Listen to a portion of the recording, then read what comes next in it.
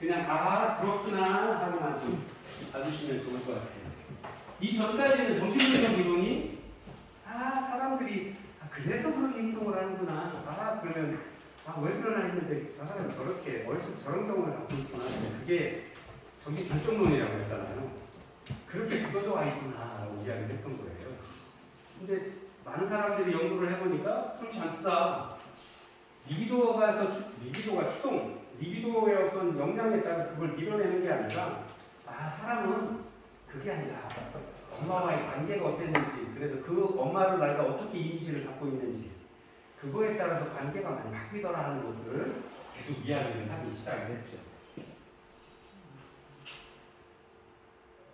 그래서 대상관계 이론에서는 아이들은, 그러니까 모든 사람이 아이 때를 겪잖아요.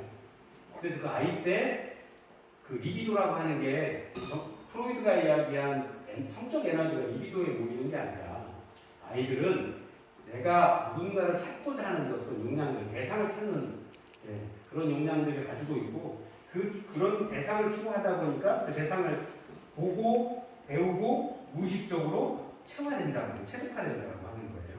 그래서 엄마와의 관계에서 내가 바라보는 엄마, 여기서 조심하셔야 될 게 내가 아주 어렸어도 어느 정도 의식이 생기기, 말을 못했던 것 뿐이지 의식이 생기기 시작을 하면서 프로이드가 이야기했던 것처럼 말은 하지 못하지만 자신의 의사표현들을 하고 기억을 하고 있다라고 하는 거예요.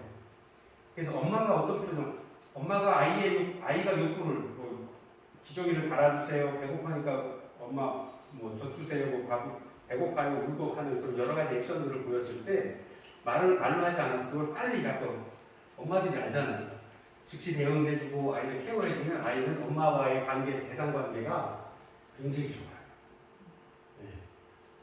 그리고 내가 이렇게 할 때 엄마가 이렇게 해주는구나. 아니면 또 그렇지 않은 경우에라도 다양한 인간관계에서 대상 관계를 배우기 시작을 하는 거죠. 그래서 이런 관계 때문에 스스로의 무의식 중으로도 나는 어떤 사람이야, 나는 어떻게 해야지 하는 것들을 배워본다는 거예요. 그래서 이거를 기준으로 내 내면화되어 있고 이 기준으로 나중에 성장하면서 타인과의 관계를 만들어간다고 하는 거예요. 그래서 이러한 관계 형성을 만들 때 어머니와의 관계, 아니면 아버지와의 관계, 아니면 가족들과의 형제 간의 관계를 만들 때 어떤 다양한 갈등들을 겪지만 그 갈등들을 잘 소화시키고 내 몸으로 좋은 방법으로, 좋은 방향으로 가져가느냐에 따라서 그 사람에 대해 인간관계가 다르다. 이렇게 이야기를 하고 있는 겁니다. 우리 인생에서 욕구를 가장 만족시켜준 사람이 엄마다. 그래서 엄마가 아이들의 대상관계에서는 가장 중요한 역할을 합니다. 특히나 우리나라 같은 사람.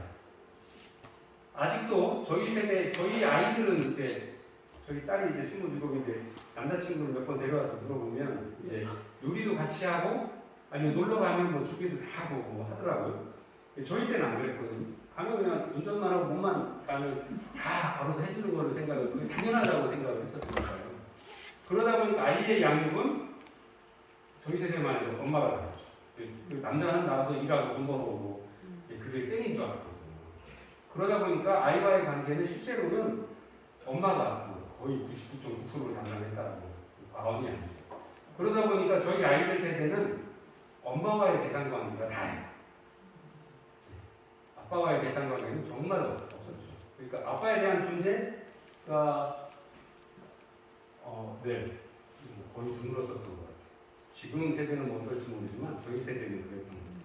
그래서 그런 부분들이 실제로는 엄마가 우리 아이들한테 얼마나 중요한 영향을 미치는지가 실제로는 이런 곳에서 나오는 거죠. 그리고 다양한 연구들, 외국의 다양한 1980년대에 발표된 다양한 연구 논문들에도 보면 아이의 활동, 아이의 행동이나 관계에는 다 부모와 유전된다는 거죠. 관계가 유전된다는 거죠. 87% 이상. 하버드의 연구도 그렇고 다른 또 심리학자의 연구들도 다 그랬어요. 우리나라 동양인, 우리나라가 부전, 자전 있잖아요.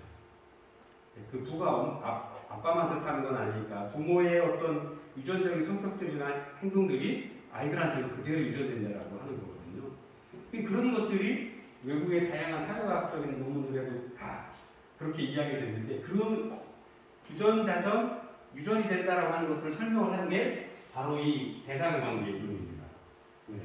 그래서 이 대상관계에서는 다양한 그 아이를 양육자와 아이와의 관계다라고 하는 거죠.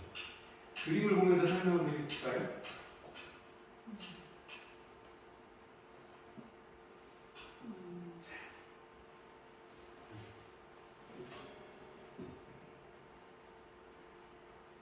되게 그렇게 하죠. 그 개가 야 앞으로 잘 걸어. 내가 앞으로 걸어라 누가 옆으로 걸어라 그랬어. 그러면서 자기도 옆으로 걸으면서 아이들은 앞으로 쭉 걸어가라고 그랬어. 이게 우스운 얘기 같은 투사적 동일시라는 얘기가 있거든요. 예를 들어서 우리가 부부싸움을 한다든지 쳐요. 아니면 관계가 좋아도 만약에 이제 어떤 좋은 일이든 뭐 하든 내 말이 이해가 잘 안 되면 내 말을 잘 듣는 우리 아이한테 아니면 내 말을 잘 듣는 누군가한테 이야기를 해서 나의 부족함이나 나의 부당함을 그 아이를 통해서 알릴 수 있도록 하죠. 그 투사적 동일시라고 하거든요. 우리가 프로이드 이론에서 가했던 방어기제 동일시하고 똑같은 거예요. 이렇게 잘 되면 됐다? 못 되면? 그런 거죠. 방어기제인 거죠. 근데 그게 무의식에서 그렇게 쓴다라는 건 내가 알고 한 게 아니라 내 마음이 답답하면 그렇게 하는 거예요. 그래야 내 마음의 불안이 없어지니까, 해소되니까. 그렇게 안 하면 내가 답답해가지고 내 마음이 아파가지고 이거 신경 써서 아무 일도 못하거든요. 그런 건데 어머니 코가 이런데 아이 코가 이렇게 안 자라길 바란다? 이거는 마음뿐이에요. 이렇게 돼요. 많은 연구 논문들이 그렇게 이야기를 하고 있고요. 그리고 그런 실제 상황들이 아까도 잠깐 말씀드린 것처럼 난 절대 우리 엄마처럼 안 살 거야. 난 절대 우리 아빠 같은 부정적이라면 안 살 거야. 했는데 결혼해서 보니까 똑같은 사람이랑 살고 있어요. 그래서 이혼하고 또다시 재혼했는데 조금 상태가 나아지지만 냉정하게 따져보면 비슷해요. 비슷한 사람한테 호감을 가져. 왜냐하면 대상관계에서 어렸을 때부터 그렇게 자란 환경이어서 그런 환경이 돼야 내가 마음을 싫다라고 하지만 무의식적으로 그게 그런 때가 편해요. 그걸 빨리 배우치고 빨리 바꿔야 되는 거거든요. 이게 이제 화면이 화질이 좀 그래서 뭐가 떠오르실까요? 이거 보시면 눈동자. 네. 눈동자? 뒤에 눈동자. 네, 눈동자라고 보실 수 있고. 그런데 아이는 네. 편안한 상태는 아닌 것 같죠. 아까 말씀드린 그거예요. 이런 상태에서 잠잔다라는 건 누구나 쉽게 생각하지 않아요. 정상적인 사람이라면. 근데 아까 말씀드렸죠. 난 절대 엄마처럼 안 살 거야. 아빠처럼 안 살 거야. 그랬는데 살다 보니 어디서부터 이렇게 어딘가 이런 그 부담되는 환경에서 자라왔더니 몸이 익숙해서 이런 환경에 대해 잠이 잘 와요. 다른 사람들은 이해 못하는 나만이 이해하는, 나만이 편안한 장소가 있어요. 또 하나 볼까요?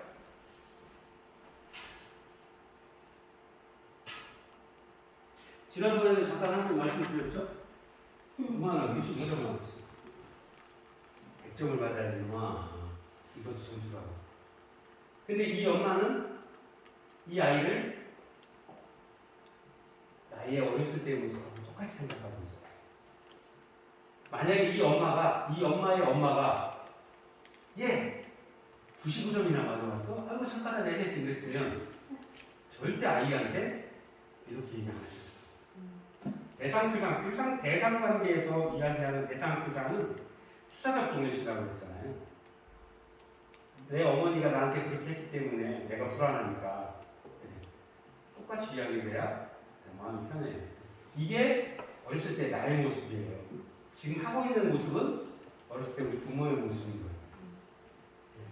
그래서 자기는 좋은 말 해줘야지. 나는 우리 아이 잘 키워야지. 누구한테도 부럽지 않은 우리 아이 만들 거야. 라고 생각을 하고 행동을 하고 싶지만 어느 순간 나와 대상관계를 맺었던 내 어머니, 내 부모님의 모습과 똑같이 100%는 아니겠습니다만 7, 80%가 똑같이 가요. 이게 통상적인 사람들의 삶이었다라고 하는 거죠. 그래서 이런 것들을 고쳐나가기 위한 과정들이 군인들이 자기 부족도 하고 여러 가지 이야기들을 치료 과정들도 이야기를 합니다. 아버지의 경우도 똑같아요. 그러다 보니까 대를 이어서 아버지도 나는 무능력하고 나는 무심하고 학원비 아무리 학원비 많이 써서 학원을 오래 다녀도 나는 무능력해. 그리고 학원을 안 다니거나 하면 점수 더 떨어질 거야 라는 생각들을 어려서부터 하게 되고 그러다 보니까 아버지와 똑같이 무능력해지고 무심해지고 소심해지고 그래서 이게 괴물이 된다고 하는 거예요.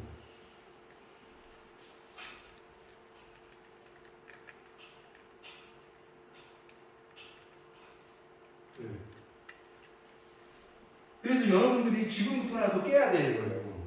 우리 아이들한테 꼭 뭐 점수뿐만 아니라 아들 잘했어. 빵점 맞는 사람도 있는데 뭐 95점이나 맞았어? 야 대단한데 우리 아들. 일단 아빠는 뭐 아빠 어렸을 때는 야 얘기하기 미안해. 너보다 더 점수 안 나왔던 것 같아. 괜찮아. 그리고 공부가 전부는 아니야. 아빠 친구들 보니까 초등학교 때 공부 잘했던 애들 야 대봐야 선생밖에 못하고 아빠만큼 못 살더라. 이렇게 해주시면 돼요. 그걸 깨나가 브레이킹 해나가야 돼요. 격려하고 지지해주고 그리고 그렇게 하면서 본인의 자아상도 아이와의 관계를 통해서 간접적인 치료를 받아나갈 수 있어요. 그리고 그런 모습들은 실제로는 엄마한테 또는 아버지한테 받지 못했던 스스로에 대한 지지를 아이를 통해서 간접적으로 되돌려 받고 있는 상호작용을 받고 있는 거예요. 그래서 여러분들이 실제로 일상에서도 많이 겪는 부분 중에 하나인데 아이를 혼내면서 어느 순간 돌아서면 우시죠. 아이 혼내놓고 밤에 가서 혼자 조용히. 물론 내 새끼니까 불쌍한 마음도 있지만 방금 말씀드린 대로 내가 내 부모와 관계를 하지 않아야지 했던 것들에 대한 무의식적인 반복되는 어떤 그런 모습들에 의해서 스스로를 되돌아보시게 되는 거예요. 의식과 무의식 사이의 괴리를 느끼시는 거예요. 그래서 이런 부분들을 실제로는 본인이 그렇게 깨우쳤을 때 과감하게 방법을 바꿔주실 수 있어요. 그래서 우리 아이가 내 차는 아니다. 가능성 있는 아이다. 자존감이 높은 아이로 키워주실 수 있어야 되고 그 모습에서 나도 엄마도 바뀌어 나갈 수 있어야 된다는 거예요. 그래서 실제로는 이게 다 나한테 있는 거예요. 그동안 내가 자라면서 엄마나 아빠, 가족들한테 받았던 거 좋은 거, 나쁜 것들을 실제로 내 아이들 아니면 내 주변 사람들과의 실제 현실에서 투사하고 관계를 맺어가고 있는 거예요. 그래서 실제로 그 대상관계에서 많은 학자들이 상담을 하는 많은 사람들이 상담을 통해서 클라이언트를 보면 가게도 3대 그게 돼 있잖아요. 그 3대의 그림이 죄송한데 똑같아요. 아이가 대상관계 생태체계를 봤을 때 건실한 관계를 맺고 있는 어떤 주변 기관들이 작으면 부모님의 경우도 직장 내에서나 아니면 주변 친구들과의 관계가 원만하지 않은 경우가 많아요. 그래서 아빠의 모습이 아들의 모습, 엄마의 모습이 딸의 모습 이게 계속 반복돼요. 그래서 여러분들이 상담 현장이나 사업 현장에 가셔서 상담을 하실 때 가계도나 이런 그 에코맵이나 뭐 생태체계를 그릴 때 보면 몇 번 그려보시면 왜 3대를 계속 그려보라고 했지 하는 걸 바로 이해하실 수 있어요. 클라이언트를 중심으로 아래, 위 아니면 위로 2개 해서 3대를 그려보면 그 관계 맺고 있는 것들이 어쩌면 지금 클라이언트와의 관계와 비슷해요. 그리고 주변 사람들과의 맺고 있는 관계의 이 강함과 약함이 비슷해요. 그래서 이렇게 이야기하는 거예요. 어느 순간 내가 아이를 혼내고 있지만 이 모습이 나예요. 나의 엄마가 떠올라. 그러면서 이야기했어. 내가 이렇게 살지 않으려고 했는데 후회하시죠. 그리고 아이 혼내놓고 불 끄고 혼자 들어가셔서 세상이 꺼져라 한숨을 쉬시죠. 그리고 거기서 끝나요. 거기서 끝나면 안 되거든요. 거기서 끝나면 안 되죠. 목 놓아서 울고 이제는 그러지 않아야지 행동을 바꾸고 마음들을 바꿔나갈 수 있어야죠. 네. 그러기 위해서는 굉장히 용기가 필요해요. 네. 그래서 저희가 가족 상담하거나 뭐 개인 상담을 하시는 분들 보면 자기 분석 시간을 한 학기, 심하면 한 1년까지 해요. 그래서 생애 주기별로 어렸을 때부터 기억나는 거 다 이렇게 이야기해보고 그때 마음속 옹에 있던 거 다양한 부분들을 다 조사를 해서 다 오픈을 해버려요. 네. 그래서 네 잘못이 아니야. 그건 부모와의 관계 아니면 네가 주변과의 관계 아니면 어쩔 수 없었던 그런 상황들을 이해를 하고 스스로를 용서해요. 저 같은 경우에는 PTSD가 좀 많았어요. 네. 군에 있을 때부터 그렇고 다른 선수 생활할 때도 그렇고 그런 것들 때문에 제가 의식 중에 자기 분석을 해보니까 군에서의 PTSD가 좀 많아서 저는 저녁하고도 잠을 잘 못 잤었거든요. 네. 그리고 막 전투 장면 떠올라갖고 깨고 막 그래갖고 그걸 깨는데 좀 많이 걸렸는데 저는 한 1년 조금 넘게 자기 분석을 했는데 그거를 하고 나니까 이제 다 편안해지는 거예요. 그리고 이제 그렇게 되다 보니까 내 주변에 이렇게 뭐 돌을 던져도 제가 많이 화났네. 조금 기분 나쁜데 전에는 막 그런 거를 보는 순간부터 막 올라서 막 전투적으로 바뀌었는데 이제 뭐가 그렇게 화가 났어? 라고 물어볼 정도로 이제 되는 거죠. 그래서 그냥 단순하게 떠오르는 기억 때문에 내가 어렸을 때 모습 때문에 내가 우리 아이를 그냥 너무 마음 아프다 하는 선에서 끝나면 안 되는 거잖아요. 그러면 또 반복되는 거잖아요. 끊어주셔야 돼요. 그리고 조금 더 나은 방면으로 가야 되는 거죠. 나는 요즘 이제 가장 크게 사람들이 이야기하는 게 긍정심리학 이야기하시죠. 마틴 셀리그먼 박사가 하버드 대학교의 마틴 셀리그먼이 그 중간 연구를 통해서 긍정심리학을 이야기했는데 교육 분석 이런 부분들을 뺀 이후에 이 행동 과정에서의 이야기를 하고 있거든요. 그래서 긍정심리학이라고 하는 게 단히 어려운 게 아니라 여러분들이 긍정적인 마인드를 가지면 내 행동이 바뀌고 내 행동이 바뀌면 습관이 바뀌고 습관이 바뀌면 성격이 바뀐다는 거잖아요. 마틴 셀리그먼 박사가 했던 그 종단 연구가 뭐냐면 종단 연구가 뭔지 아시나요? 연도 1940년서부터 2000년대까지 매 5년 단위로 끊어서 조사를 한 거예요. 그 중단 연구라고 해요. 왜냐하면 사람이 살아가는 그 시간대. 횡단 연구는 예를 들어 1920년대에 쫙 모아서 다 조사를 하는 거는 횡단 연구라고 볼 수 있죠. 같은 연구예요. 근데 중단 연구를 어떻게 했냐면 마틴 셀리그먼 박사가 하버드 대학교에 있으면서 1940년대, 30년대 초반서부터 신입생들을 다 그 설문을 했어요. 한 5가지 영역으로 심리적인 부분, 건강에 관한 부분, 가정에 관한 부분, 뭐 재산에 관한 부분, 다양한 부분들. 그래서 그 연구 논문, 그 설문지를 졸업을 하고 나서도 5년 후에 또 보냈어요. 입학할 때랑 5년 후에 또다시 5년이 지나면 또 보냈어요. 좀 더 개선해서. 지금 상황은 어떤지, 행복한지 어떤지. 그거를 약 70년 동안 하는 거예요. 그분이 하시고 그 다음에 그 제자들이 이어서 계속 연구를 해서 세상이 변하는 거에 따라 사람들이 마음이 어떻게 변하는지. 그리고 30년대에 20년대 후반 30년대에 하버드 대학이라고 그러면 전 세계 최고의 엘리트들이잖아요. 그리고 학비도 어마어마하게 비쌌고요. 그런 사람들이 모이는 데니까 실제로는 다 지역의 엘리트들 정말 이 사람들은 누구나 뭐라도 하나 할 것 같은 사람들이야 라고 했어요. 근데 나중에 중단 연구를 하고 10년, 20년 한 이 사람들이 그 청장년층이 되어서도 또 조사를 해보니까 하버드대 나왔다고 해서 다 성공한 건 아니네. 알코올 중독자도 있고 월남전에 나가서 전쟁 때 돌아가신 분도 있고 뭐 또 사업적으로 성공한 사람도 있고 국회의원 된 사람도 있고 뭐 부통령한 사람도 있었는데 그런 다양한 사람들이 있었다라고 하는 거죠.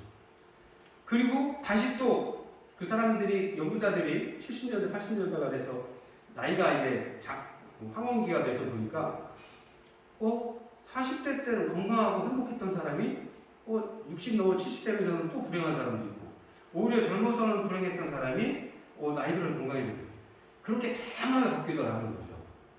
근데 이렇게 다양하게 바뀐 사람들 중에서 질문을 통해 설문을 통해서 나는 행복하고 내 삶에 만족하고 아이들도 행복하고 기분 좋게 살았다라고 하는 사람들의 공통점이 있더라는 거예요.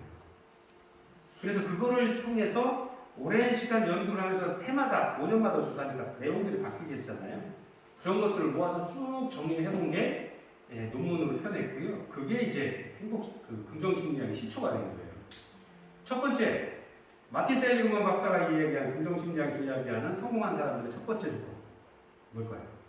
몇 가지 공통점이 있어요. 내가 죽기 전에 나는 그동안 잘 살았어, 잘 있어라 내 인생 나 간다 하고 간 사람들 몇 가지 공통점이 있거든요. 첫 번째, 자기 건강을 위해서 늘 자기 몸 관리를 했던 사람들. 행복의 첫 번째 조건입니다. 두 번째, 볼까요? 여러분들처럼 무언가 새로운 것을 공부하려고 배움에 게을리하지 않은 사람들. 세 번째, 긍정심리학이잖아요. 모든 일에 열심히 했어요.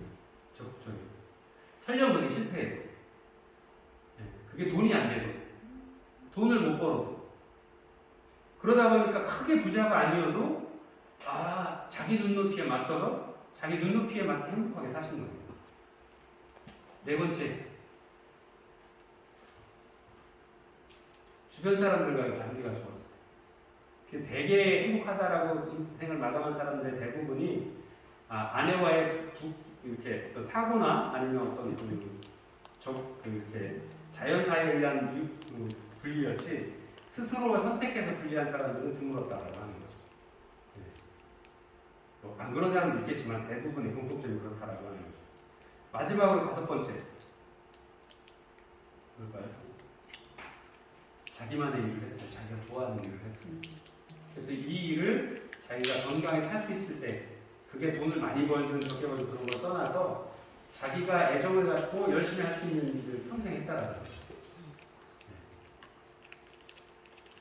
제가 한때는 시크릿 이상한 책들 자기 개발서 엄청 나왔잖아요. 저희 집사람도 사회복지사인데 공부한다고 그런 책만 사갖고 야 여보 그거